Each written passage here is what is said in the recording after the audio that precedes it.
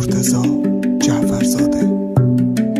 تنظیم مسعود بنی آدم.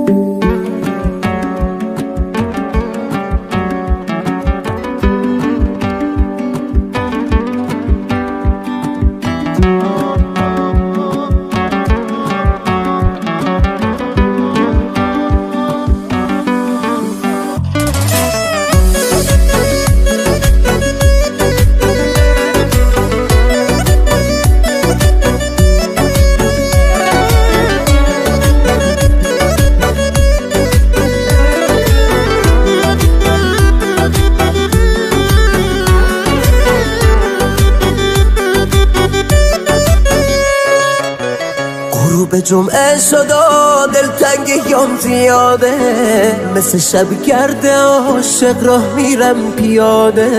خنده تلخی باز دوباره رو لب من، هر وقت تو رو میبینم پایین میاد تب من. هر وقت تو رو میبینم چه آروم شبه من. نسخ چشات شدم، رفیق غمهات شدم، یه حکی شمات شدم.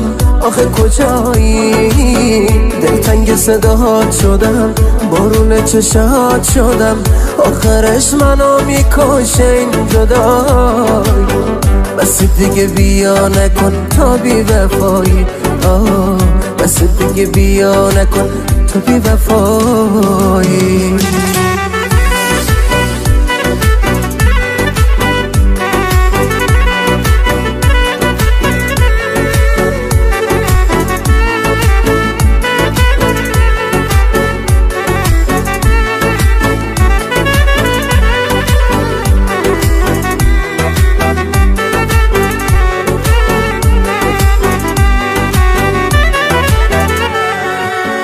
بازم رو قلب خستم زخماتو جا میذاری. معلومه از تو چشمات میخوای تنهام بذاری. من عاشق تو بودم کافی نبود برا تو.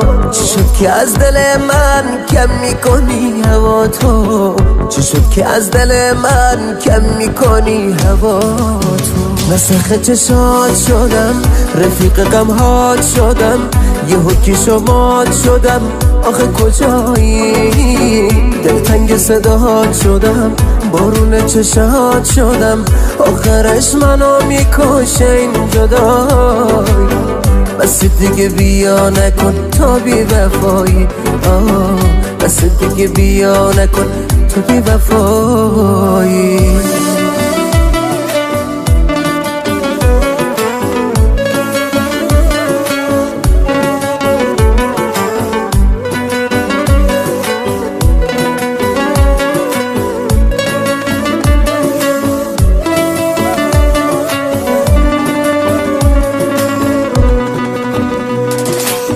آروم نمیشه قلبم، ببین که خیلی خستم. من با عشق تو ما غرورم و شکستم. بس بی وفا دیگه ندارم. میرم با خاطرات تنهات میذارم.